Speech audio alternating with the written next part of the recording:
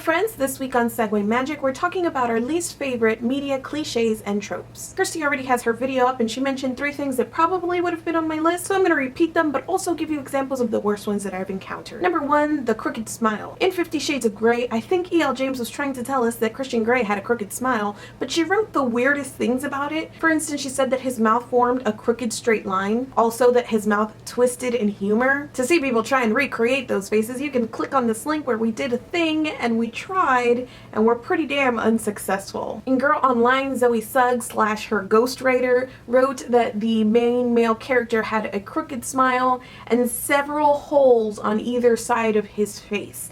I think she was trying to get at dimples, but apparently this guy was so hot he had multiple pairs of dimples to go along with his crooked smile. Number 2 is stupid love triangles, and there are so many examples of this. The Madman's Daughter had a particularly terrible one in it. Dawson's Creek is horrible, specifically because of Dawson. Some of the worst stuff that came out of Angel Season 5 was because of the kind of little love triangle that was happening there. One of the minor reasons I have no desire to continue with the Mortal Instruments series is because I don't understand who would choose Jace with Simon right there. Number 3, I'm not like other girls. I just finished reading Slam by Colleen Hoover. The main character, Lake, proudly tells us that she's not like other girls, but she doesn't in fact tell us what she is like. There was no opposite end to that, like why isn't she like other girls? What is she? I don't know, no specifics. It was just there to tell you that our main character was special and not like silly, stupid girls. So the hot boy shows up and she's like, well, other girls would think he's hot, but I'm not like other girls. She then proceeds to fall in love with him so hard over the course of one date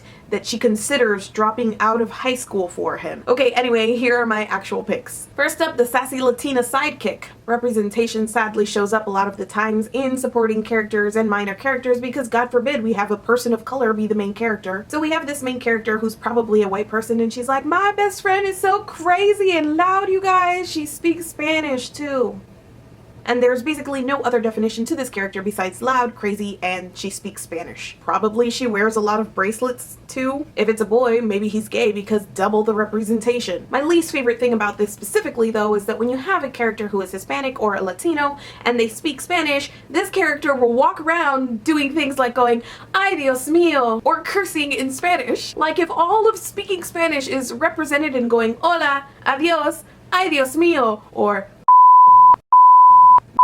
next is the he's my teacher, brother, boss thing. You know, one night of passion, instant connection, insta-love, and then the next day or whatever, OMG, he turns out to be my brother from another mother, or my teacher, or my boss, or some other thing that now makes this super complicated. We're done. Stop it. End it. I don't want to hear or read about or watch another story where people are trying to keep their insta-love in check because of weird after-the-fact connections. I've got something important to tell you. Wait, no, so do I. Let me go first. I think we should just pretend the other night never happened. Oh, yeah, me too. That's what I was gonna say.